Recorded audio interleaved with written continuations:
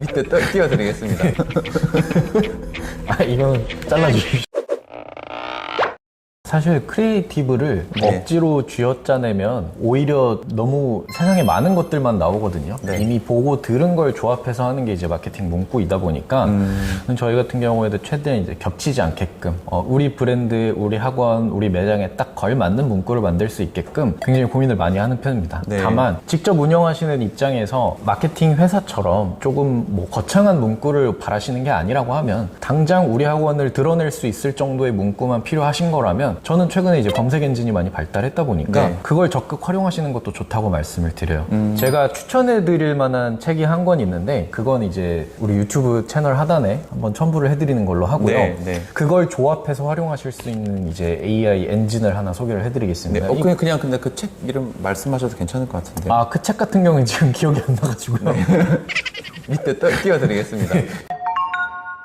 AI 엔진 중에 리튼이라고 있어요. 리튼, 네, 많이 들었어요. 많이 들어보셨을 겁니다. 저희 같은 경우에는 초창기부터 좀 많이 참고를 해서 이런 것도 있구나 많이 알고 있었는데 제가 최근에 자체적으로 운영하고 싶어 하시는 분들께 많이 추천을 해드리고 있습니다. 왜냐하면 우리가 원하는 이제 매개체별로 소셜미디어에 활용할 문장이다, 혹은 블로그에 활용할 문장이다, 아니면 뭐 내가 개인 프로필에 사용할 문장이다, 리포트를 쓸 때 필요한 문장이다, 그 목적에 맞춰서 문장 결을 달리 짚어주거든요. 거기에 우리가 원하는 색채, 그리고 꼭 들어가야 하는 단어, 이런 걸 넣어주면 그거에 맞게끔 자연스러운 문장 몇 가지를 후보로 추려줘요. 물론 이 AI 엔진을 얼만큼 적극적으로 활용하실지에 대해서는 원장님들의 선택이지만 저는 어느 정도 참고를 해주셔도 좋다고 많이 말씀을 드리고 있어요. 물론 그러면은 저희가 할 일이 줄어드는 거 아니냐 궁금해 하시는 분들도 계신데 저희 창의력은 생각보다 더 깊습니다. 아, 그렇죠. 그렇죠. 왜냐하면 이건 이제 제가 만들어낸 표현인데요.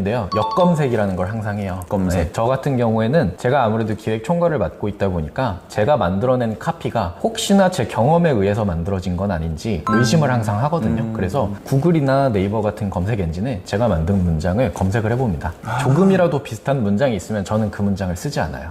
그래요? 그럼 거의 계속 새로운 걸. 네, 맞습니다. 그렇기 때문에 원장님들께서도 직접 만드신 온 한 문장을 사용하고 싶으시다면 그런 식으로 저처럼 역검색을 활용하셔서 남들과 겹치지 않는 새로운 문장을 활용하시는 것도 방법이라고 생각합니다. 스마트 플레이스는 간판이었잖아요. 블로그는 브로셔 내지는 메뉴판이었고 그러면 그 활동에 대한 시각적인 자료가 소셜미디어가 된다고 생각을 해주시면 됩니다.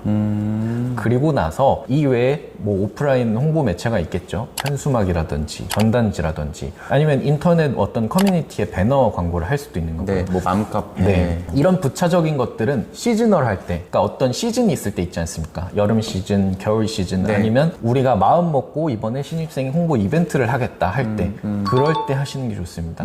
어떤 매체가 상시 운영되어야 하고 어떤 매체가 어떤 역할을 가져야 하고 이런 것들을 조금 더 구분해서 생각해 보시면 좀 더 명쾌하게 정리가 되실 거라고 생각을 하거든요. 그렇다 보니까 다른 업종이다 하더라도 크게 다르지는 않아요.